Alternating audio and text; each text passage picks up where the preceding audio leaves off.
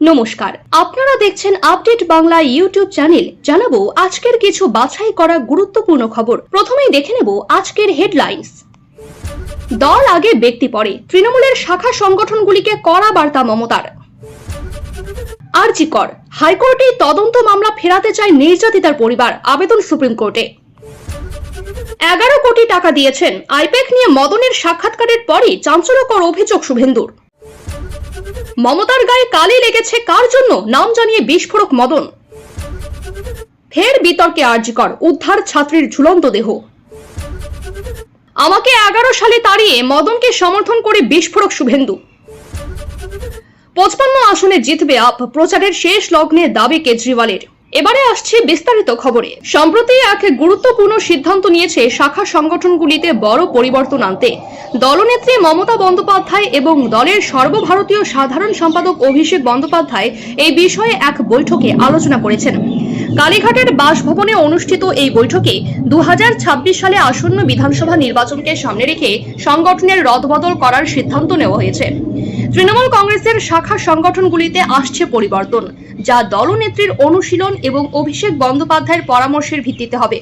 বিশেষ করে SC, ST, OBC sell এবং কৃষক ক্ষেত মজুর শাখা সংগঠনগুলিতে কার্যকারিতা এবং পারফরমেন্সের ভিত্তিতে কাটাছেঁড়া হয়েছে।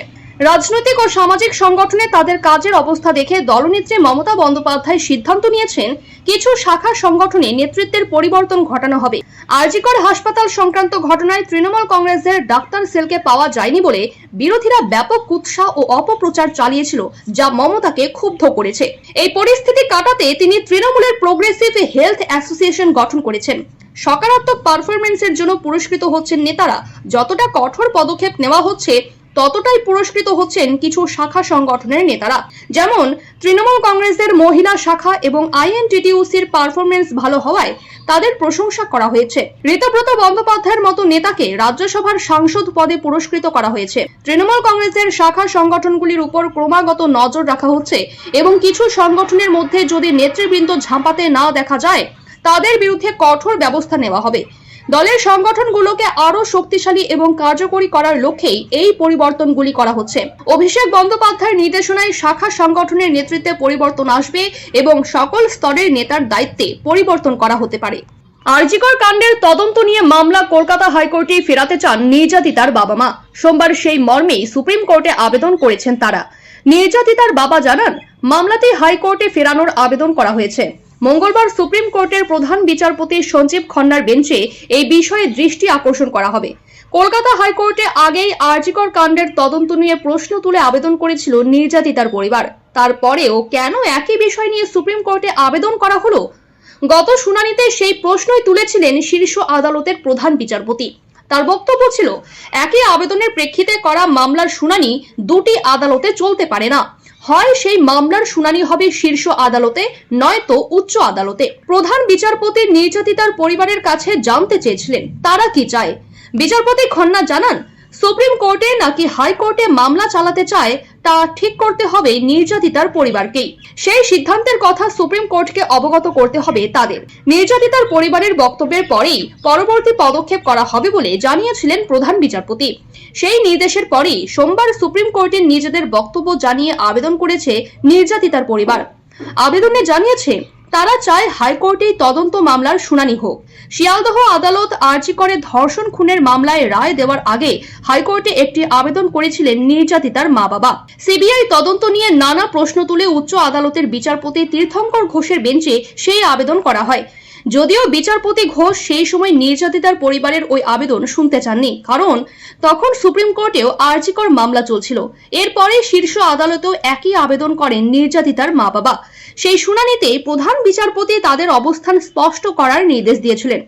আগামী বুধবার হাইকোর্টে বিচারপতি ঘোষের এজলাসে নির্যাতিতার পরিবারের আবেদন শুনানি রয়েছে। তার আগেই সুপ্রিম কোর্টে মামলার শুনানি নিয়ে নিজেদের অবস্থান জানালেন নির্যাতিতার বাবা মা। জল জীবন মিশনের এক ঠিকাদার আইপ্যাকের অ্যাকাউন্টে 11 কোটি টাকা দিয়েছেন, তার কাছে প্রমাণ আছে। আইপ্যাক নিয়ে মদন মিত্রর বিস্ফোরক সাক্ষাৎকারের পর অভিযোগ করেছেন শুভেন্দু অধিকারী। বিরোধী দলনেতা বলেন, উনি অর্থাৎ মদন মিত্র আজ আইপ্যাকের কথা বলেছেন। আমি চেক নম্বর বলে দিতে পারি। তৃণমূল বিধায়কের আরো বক্তব্য, অনেকে আমাকে বলছেন তোমার কথার মানেটা মনে হচ্ছে যেন মমতা বন্দ্যোপাধ্যায়কে আক্রমণ করছে, কিন্তু এই আইপ্যাক আসার আগে আমাদের এরকম টাকারও দরকার হতো না, আমাদের এত সাজানো মঞ্চ, এত কিছুই দরকার হতো না। মমতা যে 7 বার জিতেছেন তখন আইপ্যাক কোথায় ছিল? আমরা যে আগে কামারহাটিতে জিতেছি তখন আইপ্যাক কোথায় ছিল? এখন যে পরপর বিধানসভা নির্বাচনগুলো জিতছি, আইপ্যাক কোথায় ছিল? ঠিক আছে, আইপ্যাক এসেছে, তারা তাদের কাজ করেছে, সাধ্যমতো কাজ করেছে, আমার কোনো ব্যাপার নেই। পার্টি থেকে যদি ইনপুট করা হয়ে থাকে তারা করবে, আমার সঙ্গে কোনো বিবাদ নেই। তবে মমতা বন্দ্যোপাধ্যায়কে বাদ দিয়ে যদি কোনো চক্রান্ত হয়, মদন মিত্র কিন্তু চুপ করে বসে থাকবে না, বরদাস্ত করবে না। তখন এবিপি আনন্দের প্রতিনিধি তার কাছে জানতে চান, আপনি যেটা বলছেন মন্ত্রী হতে গেলে কেউ 10 কোটি টাকা দিচ্ছেন, অনেকে দিচ্ছেন, একেবারে তৃণমূল স্তর থেকে উপরের স্তর পর্যন্ত একটা টাকার খেলা চলছে। এই গোটা প্রক্রিয়াটা মমতা বন্দ্যোপাধ্যায়ের অজান্তে হয়েছে, করছে কারা? মদনের জবাব, একেবারে মমতা বন্দ্যোপাধ্যায়ের অজান্তে, মানে মমতা বন্দ্যোপাধ্যায় বিশ্বাসই করতে পারেননি। গুজরাট, বিহার, বিভিন্ন জায়গা থেকে আসা লোকজন তারা এখানে ধরে আমাদের লোকগুলোকে বশ করেছেন। একটা কলেজ ইউনিটের প্রেসিডেন্টকে হবে তার জন্য 18 বার রিসার্চ হয়েছে, এর থেকে দুটো নাম নেয়, ওর থেকে দুটো নাম নেয়, কিচ্ছু হবে না। ওই তো হেরে গেল কদিন আগে, কি এসে গেল? ঝড়ে কাক মরে, ফকিরের কেরামতি বাড়ে। টাকা তোলার প্রক্রিয়াটার সঙ্গে ভোটকুশলী সংস্থা যুক্ত। তৃণমূল বিধায়কের দাবি, আমার কাছে লোকে তাই বলছেন, মমতা বন্দ্যোপাধ্যায় আমার শরীর কেমন আছে জানার জন্য আমাকে ডাকলেন, পিঠে হাত দিয়ে কথা বললেন, সেই ছবিটা পোস্ট হলো। পরের দিন 4টি ছেলে এসে বলল, আমার মাথায় একটু হাত দিন, মা বড় অসুস্থ। তার আগে বলল, মদন মিত্রর প্রচুর সোর্স, চাকরি দেবে, কথা বলছে, টাকা দাও। যার জন্য সিদ্ধান্ত নিয়েছি আগামী 1 মাস চেষ্টা করব সেলফি দেওয়ার সময়ও নিজেকে সতর্ক রাখতে। বিধায়ক মদন মিত্র সম্প্রতি এক সাক্ষাৎকারে তৃণমূল সুপ্রিমো মমতা বন্দ্যোপাধ্যায়ের সম্পর্কে এক বিস্ফোরক দাবি করেছেন। তার বক্তব্য, মমতা বন্দ্যোপাধ্যায়ের গায়ে কোনো দুর্নাম ছিল না, কিন্তু একদল স্বার্থপর মানুষ এবং আইপ্যাক নামে পরিচিত এক সংস্থার জন্য মমতার গায়ে কালি লেগেছে। মদন মিত্র দাবি করেন, আইপ্যাকের কারণেই বাংলার বাইরে থেকে কিছু সুযোগ সন্ধানী ব্যক্তি তৃণমূলের মধ্যে ঢুকেছে এবং তাদের জন্যই দল ও নেত্রীর ক্ষতি হয়েছে। আইপ্যাকের বিরুদ্ধে মদন মিত্রের অভিযোগ। মদন মিত্র তার সাক্ষাৎকারে বলেন, মমতা বন্দ্যোপাধ্যায়ের গায়ে যেটুকু কালি লেগেছে তা প্যাকওয়ালাদের জন্য। তিনি আরো অভিযোগ করেন যে এই প্যাকওয়ালাদের জন্য বাংলায় একদল ব্যক্তি মন্ত্রীর কাছে গিয়ে তাদের নাম জানিয়ে চাপ সৃষ্টি করেছেন। আমি অমুক প্যাক থেকে এসেছি, এই কাজটা কালকের মধ্যে ছাড়তে হবে। মদন মিত্রের মতে প্যাক ছাড়া তৃণমূল বাংলায় উপনির্বাচনগুলিতে জিতেছে এবং মিটিং মিছিল করেছে, যা আইপ্যাকের কোনো সাহায্য ছাড়াই হয়েছে। ক্লিন তৃণমূল গঠনের দাবি, এটি প্রথম নয়, এর আগে তৃণমূলের রদ বদলের সময়ও মদন মিত্র তৃণমূলের ভিতরের কিছু কার্যকলাপ নিয়ে শঙ্কা প্রকাশ করেছিলেন। তিনি এক প্রথম সারির বাংলা সংবাদ মাধ্যমকে বলেছিলেন, তার একটাই আবেদন, নেত্রীর কাছে ক্লিন তৃণমূল তৈরি হোক। তিনি অভিযোগ করেছিলেন যে কিছু নেতা দলের পদ বিক্রির কাজ করেছেন টাকার বিনিময়ে এবং এর জন্য দলের ভিতরে বিতর্ক সৃষ্টি হয়েছিল। আইপ্যাকের সঙ্গে সম্পর্কের অবনতি। মদন মিত্র দাবি করেন, গত কিছুদিনে দলের মধ্যে আইপ্যাকের সঙ্গে সম্পর্কেরও অবনতি হয়েছে। মমতা বন্দ্যোপাধ্যায়ও দলের বিধায়কদের সঙ্গে পরিষদীয় বৈঠকে বলেছেন যে তিনি প্যাক ফ্যাক মানেন না। কোনো আইপ্যাক প্রতিনিধির থেকে ফোন এলে বিধায়কদের যেন কোনো তথ্য না দেন, সে ব্যাপারে নির্দেশনা দিয়েছেন তিনি। মদন মিত্রের মতে এসবের ফলে তৃণমূলের পক্ষে এই সময়কালের নৈতিকতা এবং শক্তি আরো বেড়েছে। আরজিকর মেডিকেল কলেজের এক এমবিবিএস ছাত্রের ঝুলন্ত দেহ উদ্ধারের ঘটনায় চাঞ্চল্য ছড়িয়েছে। শুক্রবার সন্ধ্যায় কামারহাটির ইএসআই হাসপাতালের কোয়ার্টারে তার দেহ উদ্ধার হয়। মৃতার মা ওই হাসপাতালেই কর্মরত, আর বাবার কর্মস্থল মুম্বাই হওয়ায় তিনি মার সঙ্গেই কোয়ার্টারে থাকতেন। মেয়ের মৃত্যুর খবর পেয়ে বাবা মুম্বাই থেকে ছুটে আসেন। ঘটনার তদন্ত শুরু করেছে পুলিশ, যদিও এখনো আত্মহত্যার কারণ স্পষ্ট নয়। পুলিশ ও স্থানীয় সূত্রে জানা গেছে, মৃতা আরজিকর মেডিকেল কলেজের 2য় বর্ষের এমবিবিএস ছাত্রী ছিলেন। সহপাঠীদের মতে তিনি সাধারণত শান্ত স্বভাবের ছিলেন। শুক্রবার যখন ঘটনাটি ঘটে তখন তিনি কোয়ার্টারে একাই ছিলেন। সন্ধ্যার দিকে তার মা একাধিকবার ফোন করেও যোগাযোগ করতে পারেননি। সন্দেহ হওয়ায় দ্রুত কোয়ার্টারে পৌঁছে দরজা ভেঙে মেয়ের ঝুলন্ত দেহ দেখতে পান তিনি। সঙ্গে সঙ্গে হাসপাতালে নিয়ে যাওয়া হলে চিকিৎসকরা তাকে মৃত বলে ঘোষণা করেন। পুলিশের প্রাথমিক অনুমান, মানসিক অবসাদ থেকেই আত্মঘাতী হয়েছেন ওই ছাত্রী। তবে ঘটনাস্থল থেকে কোনো সুইসাইড নোট উদ্ধার হয়নি।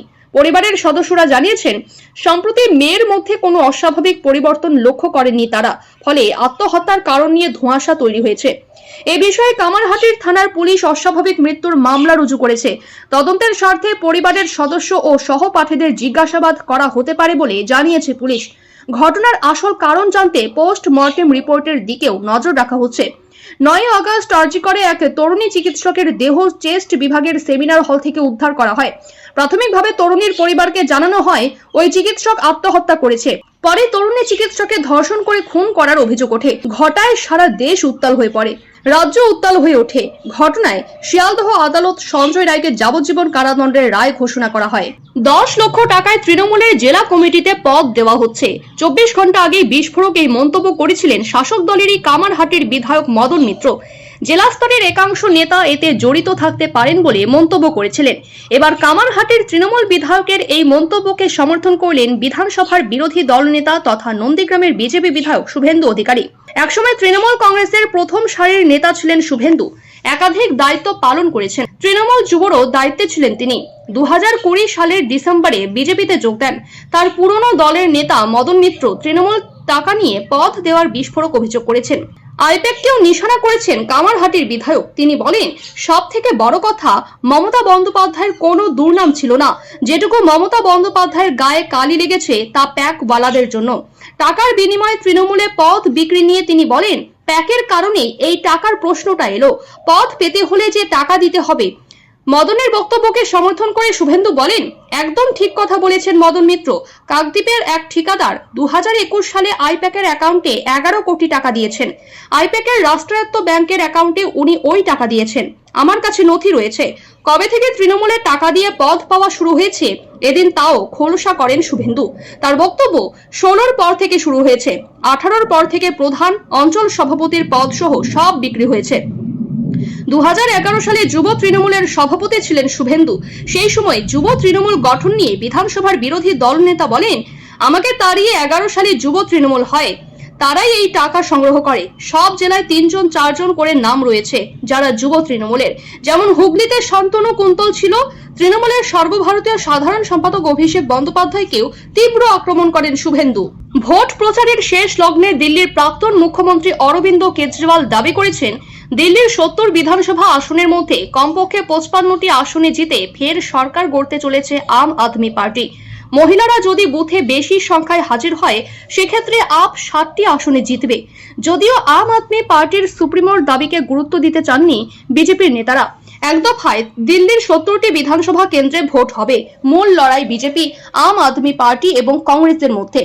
যদিও ভোটের ময়দানে রয়েছে অজিত পাওয়ারের এনসিপি, বহুজন সমাজ পার্টি সহ আরো একাধিক দল।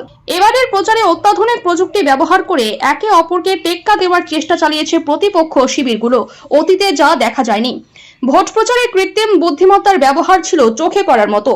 23 বছর দিল্লির গদি দখল থেকে দূরে থাকা বিজেপির পক্ষ থেকে প্রচারে মঠে নেমেছিলেন প্রধানমন্ত্রী নরেন্দ্র মোদী, কেন্দ্রীয় স্বরাষ্ট্রমন্ত্রী অমিত শাহ, প্রতিরক্ষা মন্ত্রী রাজনাথ সিংহরা। কংগ্রেসের তরফে প্রচার চালিয়েছেন রাহুল গান্ধী, প্রিয়াঙ্কা গান্ধী, মল্লিকার্জুন খারগেরা। আর আম আদমি পার্টির প্রচারের নেতৃত্বে ছিলেন দলের জাতীয় সমন্বয়ক তথা দিল্লির প্রাক্তন মুখ্যমন্ত্রী অরবিন্দ কেজরিওয়াল। প্রচারের শেষ দিনে এদিন দলীয় প্রার্থীদের হয়ে রোড শোয়ে অংশ নেন কেন্দ্রীয় স্বরাষ্ট্রমন্ত্রী অমিত শাহ, প্রতিরক্ষা মন্ত্রী রাজনাথ সিংহ, কংগ্রেস নেত্রী প্রিয়াঙ্কা গান্ধীরা। দিল্লির মুখ্যমন্ত্রী আতিশি মার্লেনার হয়ে পথসভা করেন তৃণমূল সাংসদ শত্রুঘ্ন সিনহা। প্রচারের শেষ দিনেও মুখ্য নির্বাচন কমিশনার রাজীব কুমারকে এক হাত নিয়েছেন আপের জাতীয় সমন্বয়ক অরবিন্দ কেজরিওয়াল। সাংবাদিক সম্মেলনে তিনি অভিযোগ করেন, কেন্দ্রীয় সরকার ক্ষমতার অপপ্রয়োগ করে বিজেপিকে ভোটে জেতাতে সক্রিয় হলেও প্রয়োজনীয় পদক্ষেপ করছে না কমিশন। এরপরেই মুখ্য নির্বাচন কমিশনারকে তোপ দেখে তিনি বলেন, অবসরের পর কোন পদ পাবেন, রাষ্ট্রপতির নাকি রাজ্যপালের? ভোট প্রচার থামার 3 মিনিট আগে সমাজ মাধ্যম এক্স অর্থাৎ পূর্বতন টুইটারে নিজের হ্যান্ডেলে আপ সুপ্রিমো লিখেছেন, আমার অনুমান অনুযায়ী আম আদমি পার্টির ন্যূনতম 55টি আসন পাচ্ছে, কিন্তু মহিলারা সবাই ভোট দিতে যান এবং তাদের বাড়ির পুরুষদের আম আদমি পার্টিকে ভোট দিতে রাজি করান, তাহলে সংখ্যাটি 60 ছাড়িয়ে যাবে। প্রিয় দর্শক, নিয়মিত সঠিক খবরগুলি সঠিক টাইমে পেতে সাবস্ক্রাইব করুন আপডেট বাংলা চ্যানেলটিকে। ধন্যবাদ।